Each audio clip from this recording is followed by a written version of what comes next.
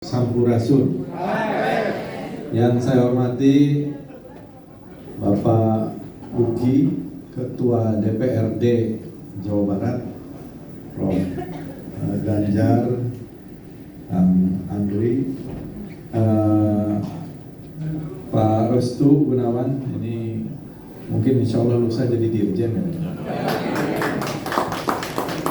Niat Soleh, para sesepuh MMS yang saya tidak bisa sebut satu-satu karena waktunya nanti habis, para seniman budayawan yang hadir. Pertama saya ucapkan terima kasih atas silaturahmi kita pada sore hari ini di tempat ini. Saya juga kaget dapat banyak buku, ya, gratifikasi buku. Tapi itu gratifikasi ilmu artinya, pengetahuan yang luar biasa, dari mulai permainan anak Kang Jae sampai gastronomi. Waduh, ini karya-karya intelektual, warisan budaya yang luar biasa. Jadi saya merasa berbahagia karena kita bisa bersilaturahmi di sini. Ini menandai adanya Kementerian Kebudayaan Republik Indonesia, komitmen dari Bapak Presiden Prabowo Subianto yang menjadikan sekarang Kementerian Kebudayaan sebagai institusi sendiri, tidak digabung dengan pendidikan, tidak digabung dengan pariwisata, tidak digabung dengan ekonomi kreatif, tapi sendiri agar fokus Kementerian Kebudayaan memajukan kebudayaan nasional Indonesia. Jadi Bapak-bapak, Ibu-ibu hadirin sekalian, dalam Undang-Undang Dasar 1945 itu ada pasal 32. Pasal 32 itu bunyinya, ini banyak yang belum hafal gitu ya. Saya juga belum hafal, maksudnya baru hafal belakangan gitu ya. Tapi ada pasal 32. Pasal 32 itu bunyinya, negara memajukan kebudayaan Indonesia atau negara memajukan kebudayaan nasional Indonesia di tengah peradaban dunia dengan menjamin kebebasan masyarakat dalam memelihara dan mengembangkan budayanya masing-masing. Saya kira ini harus kita hafalkan juga. Biasanya kita hafal luar kepala, misalnya pasal 33, bumi, air, dan kekayaan alam yang terkandung di dalamnya dikuasai oleh negara untuk sebesar-besar kemakmuran rakyat. Itu dari dulu kita udah hafal luar kepala. Tapi pasal 32, sebelum pasal 33 ini, negara memajukan kebudayaan nasional Indonesia di tengah peradaban dunia. Inilah yang menjadi dasar dari Undang-Undang Pemajuan Kebudayaan.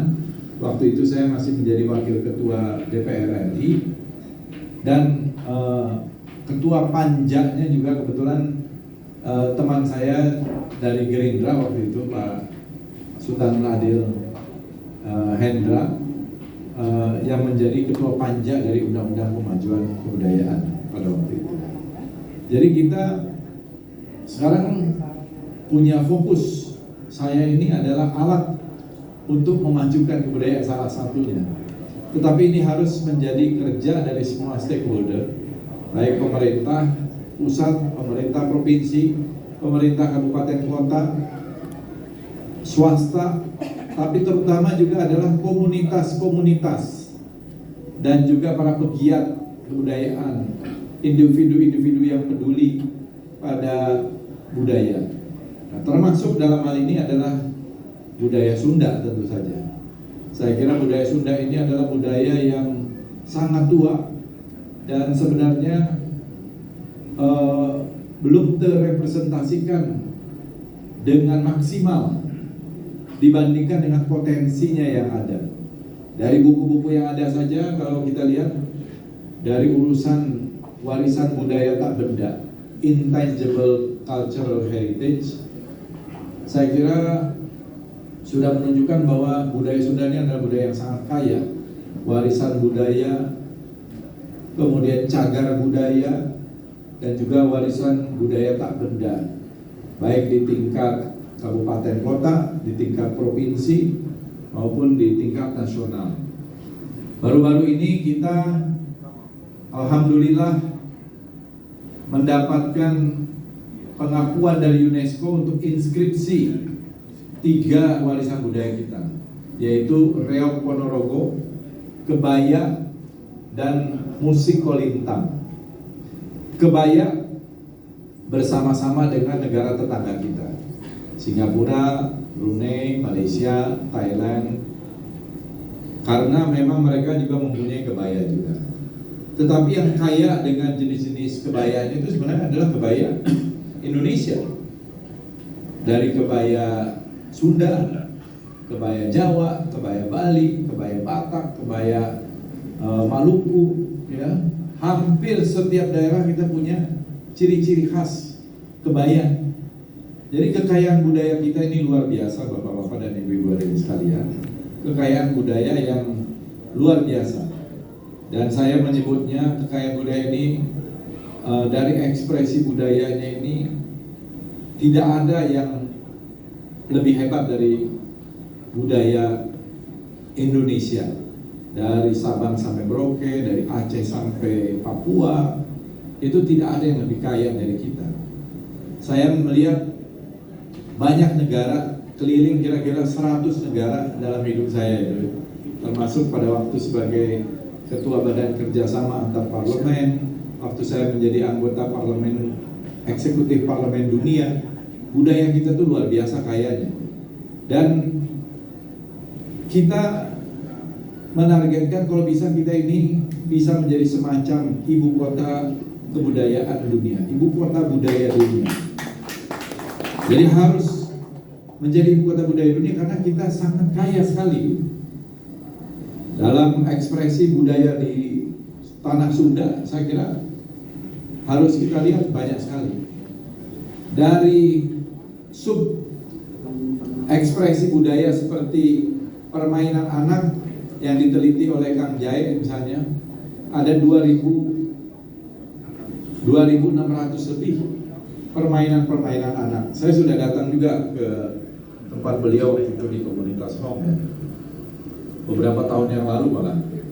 Nah, jadi kalau kita lihat kekayaan budaya kita ini sangatlah luas, sangat besar, tetapi harus bagaimana selain dilestarikan, dikembangkan, dimanfaatkan. Dan pemanfaatan inilah yang saya kira menjadi juga PR kita, karena sebenarnya ada perintah konstitusi bahwa kita ini harus memajukan budaya nasional Indonesia di tengah peradaban dunia. Artinya kita harus berkontribusi bagi peradaban dunia. Jangan sampai budaya asing, budaya dari negara-negara lain yang masuk kepada kita, tapi kita tidak memasuki budaya mereka. Kita tidak berkontribusi bagi kebudayaan dunia di era globalisasi ini. Karena itulah kita harus membuat ekspresi-ekspresi budaya ini termasuk dalam platform-platform yang ada. Misalnya dalam film, dalam musik, dalam media-media baru yang sekarang ini sudah sangat canggih. Era digital kita ini sangat canggih. Salah satu yang paling penting adalah film. Menurut saya, bagaimana konten-konten budaya ini dimasukkan di dalam film itu bisa dengan cepat diterima. Kalau kita lihat dulu ada film Eat, Pray and Love ya, film Hollywood itu, Julia Roberts, itu bisa membuat Bali sebagai destinasi wisata nomor 1 di dunia selama bertahun-tahun setelah film itu. Sekarang ini ada film kita buatan teman-teman dari NTT. Para pemainnya adalah pemain baru semua, baru sekali main film. Ada ASN juga, judulnya Women from Rote Island, perempuan dari Pulau Rote. Memenangkan Piala Citra FFI 4 Piala Citra tahun lalu, dan sekarang masuk di dalam kategori yang cukup besar untuk ke arah nominasi Oscar. Tapi artinya film ini bisa menjadi satu medium yang sangat cepat diterima oleh masyarakat dunia sebagai bagian dari diseminasi atau propaganda budaya, kira-kira begitu. Kalau kita lihat pop culture dari Jepang, pop culture dari Korea yang masuk, ya namanya itu Korean Wave atau Hallyu, itu masuk dengan cepat ke Asia Tenggara, termasuk ke Indonesia, sehingga banyak yang kerasukan budaya Korea, ya bukan budaya Indonesia, kerasukan budaya Korea. Baik itu drama Korea, film Korea, musik Korea, K-pop, ya, BTS, Seventeen gitu ya. Jadi ARMY gitu ya. Jadi ini adalah bagian dari sebenarnya dalam tanda petik ya, mungkin satu tantangan bagi budaya kita. Jadi ibu-ibu dan bapak-bapak hadirin sekalian, bagaimana sekarang para pegiat pejuang kebudayaan Sunda menjadikan budaya Sunda ini bisa diterima di tingkat nasional, bahkan di tingkat dunia. Saya kira banyak contoh-contohnya itu, tetapi bagaimana memperkenalkan angklung, saya kira salah satu ciri khas yang meskipun ada di daerah-daerah lain tapi sangat erat dengan budaya Sunda. Angklung, calung, dan lain-lain gitu ya. Apalagi ada, tadi saya lihat ada Kang Taufik, Saung Ujo, luar biasa. Ekosistemnya juga sudah berjalan dengan baik gitu.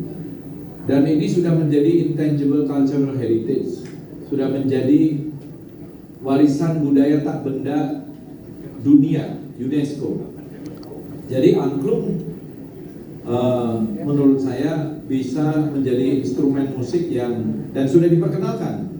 Saya bahkan waktu Piala Dunia, waktu FIFA 2022 di Qatar, saya lihat langsung di pusat kebudayaan Korea itu di kompleks namanya Katara, angklung itu dimainkan oleh Kang Taufik Ujo dan kawan-kawan dari Saung Ujo. Jadi bisa diterima sebagai alat musik bambu ini. Jadi sebenarnya semua tergantung kita dan harus ada kerjasama dari semua pihak. Yang namanya pemerintah dan Kementerian Kebudayaan adalah alat, dan tentu saja kita ikut memfasilitasi dalam berbagai macam program. Tetapi ini harus ada komunitasnya. Tadi disampaikan oleh Pak Andar Manik ya, tentang dana abadi kebudayaan, dana Indonesia. Ada. Jadi Pak, nggak perlu lagi dana daerah, yang pusat aja tidak terserap dengan baik. Kenapa? Karena memang belum mencapai itu karena memang basisnya itu adalah kegiatan proposal dan ada kurasinya. Jadi masih kalau tidak salah yang sampai sekarang tidak terserap setahun itu bisa kira-kira 300 miliar. Ya, 1 tahun 300 miliar itu diserap untuk film, untuk kegiatan seni tradisi. Tapi memang harus ada kurasi, harus bagus. Dan ini terbuka, jadi kita mengkurasinya juga bukan sekedar karena teman harus ikut gitu, karena bukan gitu. Tapi memang harus ada kuratorship yang bagus, sehingga misalnya ada misi kebudayaan ke luar negeri, bisa didanai dari situ. Matching fund untuk kegiatan film bisa deh. Dan itu masih belum terserap dengan sempurna. Bahkan masih ada sisanya. Masih ada sisanya 300 miliar dari yang lalu-lalu gitu. Jadi cukup dana itu sebagai stimulan, sebagai stimulus. Karena kalau misalnya itu bagus, pasti kegiatan itu kita dukung, dan juga bisa untuk kegiatan-kegiatan yang sifatnya itu menciptakan ekosistem. Jadi sekarang ekosistem kita di film bagus. Nanti musik kita harapkan juga demikian. Musik tradisional, tari-tarian, dan lain-lain. Pencak silat semakin baik. Jadi kita ingin PR kita ke depan ini adalah memajukan kebudayaan, dan kita berharap dengan adanya Kementerian Kebudayaan lebih fokus lagi, dan tentu saja kita ingin bekerja sama apalagi dengan para seniman budayawan dari berbagai kalangan, dengan seniman budayawan Sunda yang jumlah penduduknya terbesar di Indonesia. Provinsi Jawa Barat ini jumlah penduduknya 50 juta. Ya harus terefleksi lah dari seni budaya yang kuat, dan juga cagar-cagar budayanya juga banyak. Gunung Padang itu di bawah kita, maksudnya di bawah pengelolaan dari Kementerian Kebudayaan. Mungkin kita akan adakan kajian lebih lanjut. Begitu juga dengan situs Candi Jiwa, Candi Jiwo, Batu Jaya. Saya juga sudah ke sana mungkin 15 atau 20 tahun yang lalu saya ke sana, ke Candi Jaya, Batu Jaya. Sekarang ini di dalam proses, kalau tidak salah, pelepasan atau pembelian tanahnya, lokasi, supaya ekskavasinya itu semakin mudah. Di Kabupaten Bogor saja saya lihat banyak situs. Tadi Ciaruten, Kebun Kopi 1, Batu Tulis, Prasasti Nanggung, Prasasti Jambu. Di satu kecamatan namanya Taman Sari aja ada sekitar 52 situs. Banyak sekali gitu. Tapi memang narasinya harus digali, kajiannya harus digali. Makanya buku-buku seperti tadi itu sangat penting. Buku-buku itu menjadi dasar kajian. Nanti orang mau membuat film, mau membuat cerita pendek, mau membuat novel, yaitu mau membuat tempat wisata, ya ini berdasarkan dari kajian-kajian ini yang saya kira sangat penting. Dan kita lihat sekarang juga Ujang ya, yang juga dekat identik dengan, saya menulis buku beberapa waktu lalu, akan kita cetak lagi cetakan keduanya, itu tentang Ujang Pasundan ya, dari perspektif yang lain. Jadi semakin banyak buku, bahkan kalau ada perdebatan ya semakin bagus. Yang repot itu kalau tidak ada narasi, tidak ada perdebatan, dan tidak ada naskah. Nah ini yang saya kira ke depan perlu kita perbanyak literasi, kita perbanyak edukasi, dan juga museum-museum baik itu milik pemerintah, milik swasta, milik perorangan, milik komunitas, kita ingin dorong. Sekarang ini ada sekitar hampir 500 museum di Indonesia, dan ada juga asosiasi museum. Barusan saya juga baru dari tadi itu Museum Pendidikan Nasional ya, jadi sangat bagus karena itu adalah pusat-pusat edukasi dan literasi tentang pengetahuan yang sangat tematik. Kalau di luar negeri kreativitasnya lebih tidak berbatas lagi. Saya 15 tahun lalu ke Praha di Ceko waktu itu, pecahan dari Cekoslovakia. Ada museum namanya Museum Patah Hati, Broken Heart Museum. Jadi orang-orang yang patah hati, memorabilianya, surat-surat cintanya, barang-barangnya itu ada di situ. Jadi macam-macam museum itu bisa. Ada di Ukraina itu yang aneh-aneh itu museum toilet, sejarah toilet dari masa ke masa, gitu ya, dibikin museum. Dan itu juga bisa menjadi atraksi. Jadi apa aja bisa menjadi museum, bisa menjadi satu objek yang menarik. Apalagi kekayaan budaya kita ini, kita masih banyak yang belum punya. Saya merintis lah bersama ada Ki Jatnika dan Kami Harja di Megamendung. Saya bikin namanya Kampung Budaya Sunda Paseban. Saya ikut menghidupkan arsitektur Sunda dari bambu. Jadi banyak varietas bambu saya tanam di situ, ada sekitar 41 varietas bambu, termasuk bambu-bambu langka tuh. Ada bambu segala, bambu haur koneng, haur kidel, apa segala macam, haur gereng, dan lain-lain. Saya tanam 41 varietas bambu. Tapi juga kita membangun rumah-rumah arsitektur Sunda dari bambu.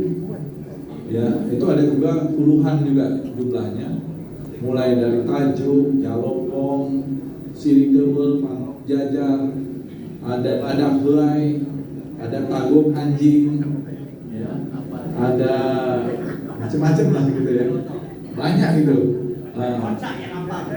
Gitu.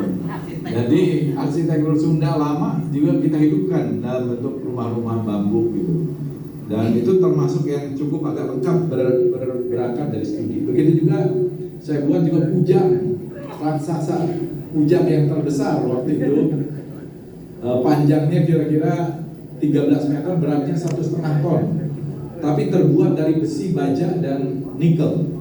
Jadi memang pembuatannya seperti pembuatan keris dan kujang, bukan monumen dari bahan misalnya tembok, beton gitu, tapi memang berat sekali.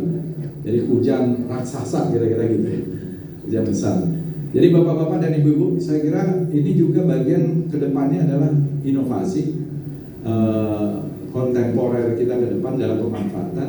Saya yakin bahwa ini bisa sekali ke depan ini kita memajukan kebudayaan dan memanfaatkannya sekaligus. Dan dengan era digital kita harus beradaptasi, memang mendiseminasi pengetahuan, literasi maupun ekspresi budaya kita dengan digital. Saya kira itu dari saya. Atur nuwun, terima kasih. Wassalamualaikum warahmatullahi wabarakatuh.